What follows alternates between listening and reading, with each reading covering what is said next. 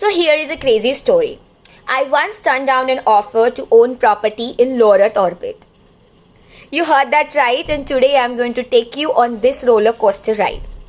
Yola, this is Ruchira and welcome to day 4 of our World Space Week celebration. Today, I have something really wild to share with you, something that might make you smile, laugh, or even wonder at the crazy way people think when it comes to the space.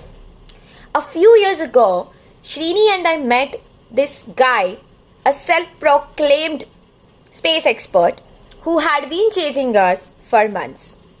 Finally, he flew all the way to Mumbai just for a meeting. We met at a hotel near the airport, and right after the meeting, he jumped on the next flight back. But that's not even the craziest part. The real shocker was his offer.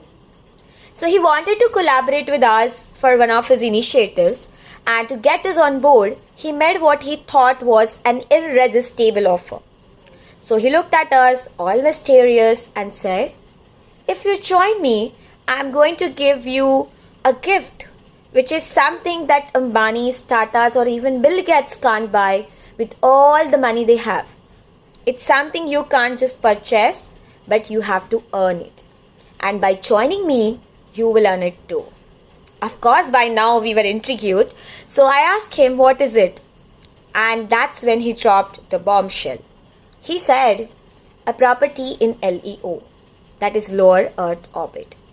He went on to say that owning land on Earth is too mainstream and owning property in space is something special, and you will be one of the few special people on the planet who will have this property there. So for those who don't know what is LEO or low Earth orbit, it is a region relatively close to Earth's surface, but still we are talking about hundreds of kilometers up there. It's where the International Space Station, that is ISS, orbits. So naturally my next question was, are you saying we will be neighbors with the ISS? And guess what? He proudly said yes.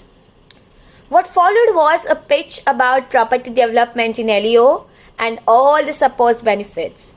And honestly, it took everything in us to not bust out laughing right then.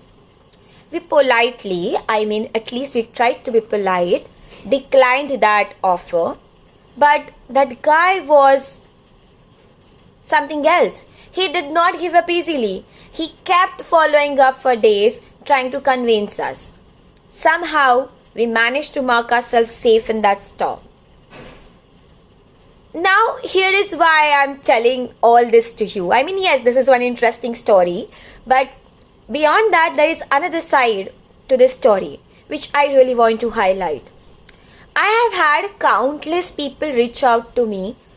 They are space enthusiasts or wealthy individuals, asking how they can buy land on the moon or Mars for themselves or their future generations.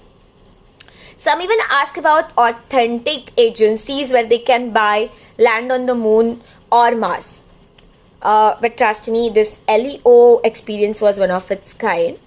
Coming back to the actual point that I'm trying to make is, while the idea of owning space property sounds really cool, it is not real.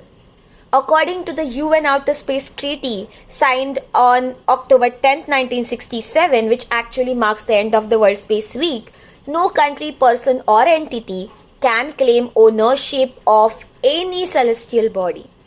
So if anyone is offering you space land, it's a scam.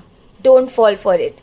I have seen people lose money falling for this kind of frauds, and it's really heartbreaking.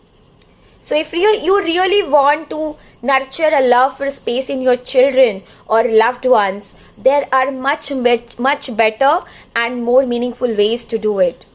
I remember a dad who wanted to buy a plot on the moon to inspire his son's interest in space.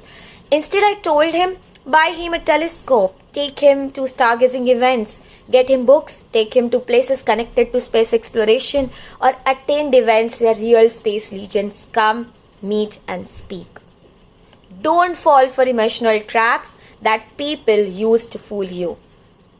Alright, that's my trivia for today. Thanks for sticking around. And if you think this message is important, please share it, because I bet there is someone out there who might just be considering buying some cosmic real estate, and by sharing this video and this information with them, you might save them a lot of headache, and that's a good deed worth doing. I'll see you tomorrow with more space trivia. I hope today's story has sparkled some realistic thinking and inspired you in some way. Stay curious and most importantly, stay conscious. Bye.